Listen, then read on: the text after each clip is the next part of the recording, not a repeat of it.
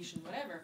But the fact that it went out of my control, out of kindness, felt awful, because you really want to act on something that is good, and then you just are put under a spotlight and have that crazy story over you. And so that was the most difficult stuff. But I understood that I had to get control back on the story.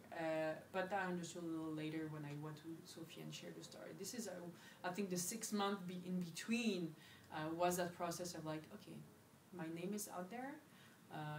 Unfortunately, it's not the way I want it to be out there. So let's find a way to make it back to myself. And you know, a friend of mine told me, like, yeah, aren't you scared that everyone's gonna be you know, Googling you, whatever. I'm like, yeah, well, okay, it's there. If someone wants to Google me, he'll Google. At least I'm not hiding anything. And if he wants to hire me or not hire me, well, that's not my... You know, I think it's just like, whatever. If it has to happen, it will happen. And I think it's...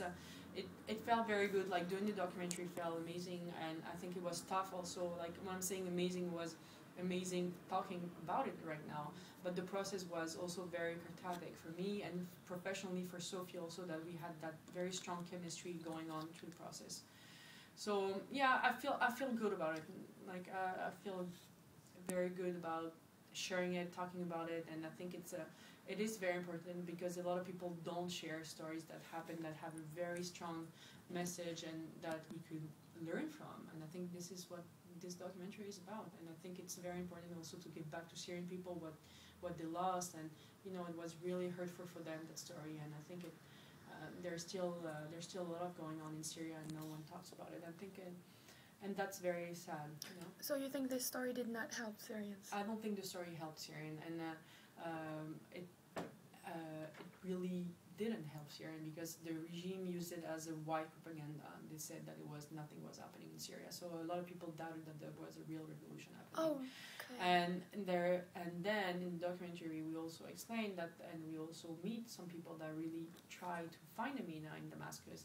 So people that are actually put their life at risk to find a Mina under the regime, and some gay people are not, or activists, and it's kind of like, I don't think we understand, because we don't live that kind of country. But that must be crazy. That must be, when you think that you're trying to save someone and you're actually exposing yourself. You must be like, so I understand that why they're angry, and I think it's But at the same time now, the butterfly effect makes that more people are aware of what is happening by watching this documentary. It had won Sundance. Yeah, because we gave back to Syrian people. We could have really ignored that and just like focused on other things. But this is why I think the documentary is very good, because it totally balances very well all the different layers. And it was always intention to end by having a Syrian talking about it, and you feel his pain when you see it. You really feel, I mean, how moved and how like hard it is to be Syrian in Syria. And I think it's a tough one, and it should be, you know, we should keep on talking about it as actual news, not all news. Have you ever heard of Chicagoville? I heard about it, yeah. We had her at a festival last year. Yeah, very interesting story as well. Yeah, this reminded me of that. And to go in all that stuff, a lot of things going on. Last question, what do you hope the audience gets out of seeing this movie? I hope they will pay more attention on the way they connect to each other, connect to internet, connect, as I was saying earlier, to how they actually read the news, and how they're not taking the time to pay attention to all these small details that probably makes a big difference at the end. And I think